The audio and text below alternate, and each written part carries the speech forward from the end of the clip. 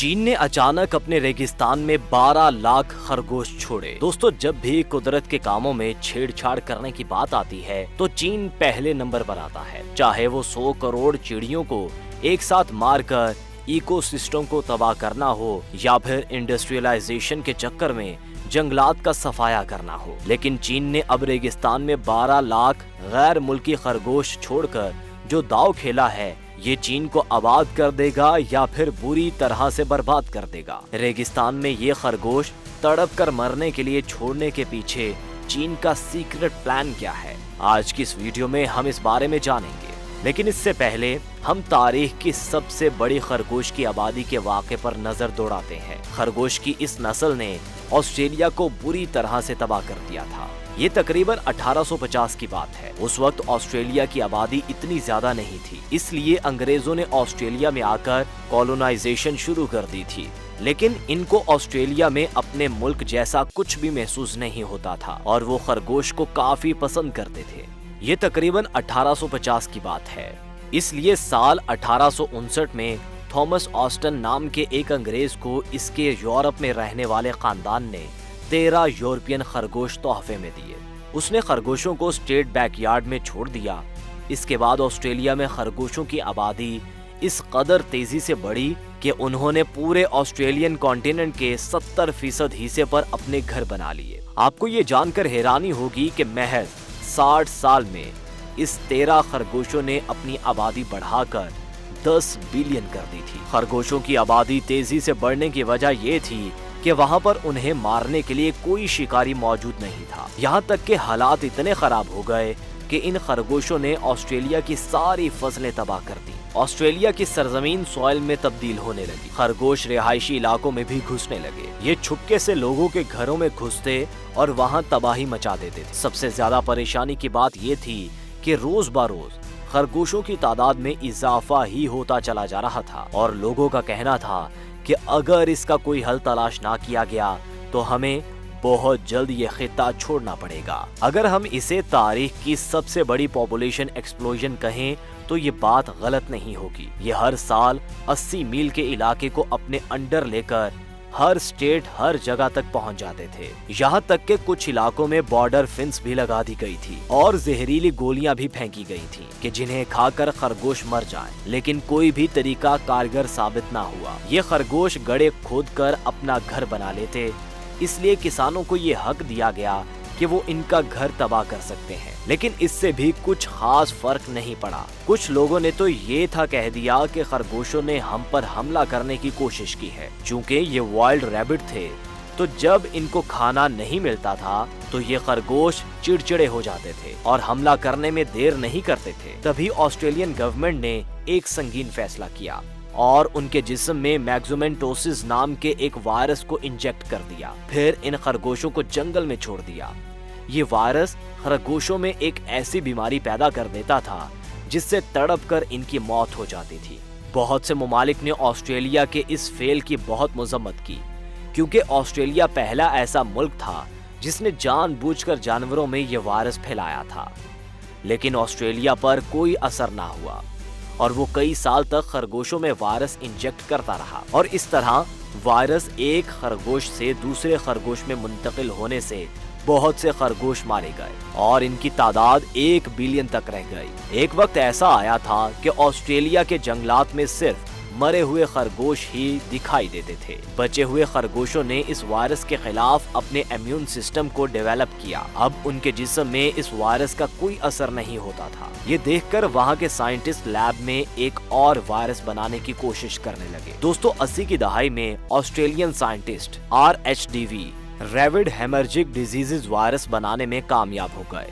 یہ virus ریبونوکلیک acid سے بنا ہوا تھا۔ جب خرگوش اس وائرس کی زد میں آتے تو بے سدھ ہونے لگتے اور 48 گھنٹوں کے دوران ان کی موت ہو جاتی۔ سال 1996 آتے آتے اس وائرس کی وجہ سے 96% ریبٹس کی موت ہو گئی اور آسٹریلیا میں صرف 200 بلین ریبٹس رہ گئے۔ ان کو قائم رکھنے کے لیے انہیں جنگلوں میں ہی رکھا گیا۔ دوستو، آسٹریلیا کے اس ریبٹ پرابلم سے دنیا کو ایک سبق ضرور ملا کہ جو جانور جس علاقے کا ہے اسے وہیں پر رہنا چاہیے، ورنہ دوسرے ممالک یا وہ تعداد میں اس قدر بڑھ جائیں گے کہ ان کو संभालना मुश्किल हो जाएगा। लेकिन ये सब कुछ जानने के बावजूद चीन ने ऐसा रिस्की कदम उठाया है जो या तो इसे आबाद कर देगा या पूरे तरीके से चीन को बर्बाद कर देगा। हम रेगिस्तान में 12 लाख खरगोश छोड़े जाने और इसके पीछे चीन की क्या मंसूबाबंदी है, इसके बारे में बात कर रहे हैं। लेकिन चीन में हर साल दुनिया के किसी भी मुल्क से ज्यादा यानी 99 मिलियन खरगोश पैदा होते हैं। फिर इसने अपने जंगलात में 12 लाख गैर मुल्की खरगोश क्यों छोड़े हैं? इसकी वजह जानने के लिए चीन की हिस्ट्री के कुछ साल पीछे जाना पड़ेगा। 1950 की दहाई में चीन के एक किसान माओजिंग डोंग ने ग्रेट लैब फॉरवर्ड के नाम से एक कैंपेन शुरू की थी और इंडस्ट्रियलाइजेशन को बढ़ाने के लिए 5 साल की मंसूबाबंदी की गई थी। इसका एक हिस्सा फॉरएवर कंप्लेन था और उसकी टैगलाइन थी कि इंसानों को कुदरत को मुट्ठी में करना होगा। इसके तहत माओजिंग की मंसूबाबंदी थी कि वो सारी ऐसी चीजों को जो खेतों को नुकसान पहुंचाती हैं, उनका जड़ से खात्मा कर दिया जाए। इसके लिए उन्होंने जो सबसे पहले काम किया वो ये था कि उन्होंने चिड़ियों को मारना शुरू कर दिया। उन्हें खेत के पास जहाँ भी चिड़ियाँ नजर आती थीं, तो वो जोर जोर से बर्तन बजाना शुरू कर देते थे कि चिड़िया खेत तक पहुँच ही ना पाती थी। इन पर गोलियां बरसाई जा रही थी, इनका शिकार किया जा रहा था। ऐसा इसलिए था कि चीन के किसानों का ये मानना था कि ये चिड़ियां हमारी फसल का 1 से 2% हिस्सा खा जाती हैं। लेकिन उन्होंने इस चीज पर ध्यान नहीं दिया कि चिड़ियां फसल के साथ साथ ऐसे कीड़े मकोड़े भी खा जाती हैं जो पूरे खेत को तबाह करने की ताकत रखते हैं। यानी कि एक तरह से चिड़ियां चीन के लोगों की फसलों की हिफाजत करती थीं और ये कुदरत का इकोसिस्टम बना हुआ था। देखते ही देखते चीनियों ने चीन में मौजूद हर चिड़िया को मार दिया। इस तरह कीड़े मकोड़ों और चूहों की तादाद बढ़ने लगी और इन सब जानवरों ने मिलकर खेतों को तबाह करना शुरू कर दिया। ये देखकर चीनियों ने जहर छिड़ककर 1.5 बिलियन चूहे, 200 बिलियन मक्खियां और 24 बिलियन पाउंड इंसेक्ट्स को मार दिया। लेकिन इसका असर खेत में लगे अनाज पर भी पड़ा और चीन का एग्रीकल्चर बुरी तरह से तबाह हो गया। इससे वहां अगले 4 साल तक कहत साली बढ़ी रही। करोड़ों उन लोगों की जानें गईं और कई जंगल सूख कर रेगिस्तान में तब्दील हो गए और इस गलती का नतीजा चीन आज भी भुगत रहा है। आज से तकरीबन 30 साल पहले 90 की दहाई में चाइना का रेगिस्तान 7.1 मिलियन स्क्वायर किलोमीटर बड़ा था, जो कि इस मुल्क की कुल जमीन का 5.9 मिलियन स्क्वायर किलोमीटर का तकरीबन 5वां हिस्सा था। 62.2 मिलियन किलोमीटर तक पहुंच गया। इसके अलावा चीन की 44% जमीन वीरान होने के अमल में पहुंच चुकी थी, यानी जमीन बंजर हो चुकी थी और रेगिस्तान आहिस्ता आहिस्ता अपनी हुदूद से बढ़ता जा रहा था। इस तरह चीन में बारिश की कमी होने लगी, ग्लोबल वार्मिंग अपने अरूज को पहुंच गई, पानी की कमी होने लगी, शहरी इलाकों में हुजूम बढ़ने लगा क्योंकि गांव में रहने वाले लोग शहरों की तरफ हिजरत करने लगे। चाइनीज एथॉरिटिफिकेशन की वजह से चीन को हर साल 54 बिलियन यानी 63,400 करोड़ रुपए का इकोनॉमिक लॉस हो रहा था। वहीं से चीन की 30% आवाम यानी 40 करोड़ लोगों पर बोझ पड़ रहा था। मगर ऐसा ही चलता रहता तो अगले 300 साल में चीन एक बंजर रेगिस्तान में तब्दील हो जाता और इसकी इकोनॉमी फर्श पर आ गिरती। इस तरह चीन ने बंजर जमीन को जंगलात में बदलने का प्रोजेक्ट शुरू किया। इसमें 3 स्टेप फॉलो किए जाने थे। पहली टेक्निक फॉरेस्ट्री थी।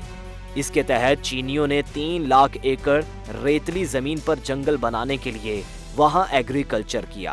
इसमें रेगिस्तान के गांव के आसपास किसानों को रेगिस्तान में खेती बाड़ी करने के लिए राजी किया गया और उन्हें इस तरह फसलों की खेती करने के लिए कहा गया जो कि रेतली जमीन पर कम पानी से पनप सकें। इस तरह पहले फॉरेस्ट्री को और इसके बाद एग्रीकल्चर को प्रमोट किया गया और अब इकोसिस्टम को पूरा करने के लिए आखिरी तकनीक बाकी थी और वो थी जानवर पालना। चीन की रिसर्चर्स ने बरसों तक रिसर्च की कि जंगलात में ऐसा कौन सा जानवर छोड़ा जाए जो नए इकोसिस्टम में पनप सके और अपनी तादाद भी बढ़ा सके, और उन जानवरों को पालने वालों को चुना गया था क्योंकि चीनी लोगों को खरगोश खाना बहुत पसंद है। इस तरह इनको पालने वाले किसान इनको बेचकर कुछ पैसे भी कमा सकते थे। इस नस्ल के खरगोश की ये खासियत थी कि ये घास की जड़ों को तराशता है और जमीन की मिट्टी की खुदाई करके सुरंग बनाता है और जेरे जमीन जाकर घास की जड़ों को उतारना शुरू कर देता है। खरगोश के इस तरह करने से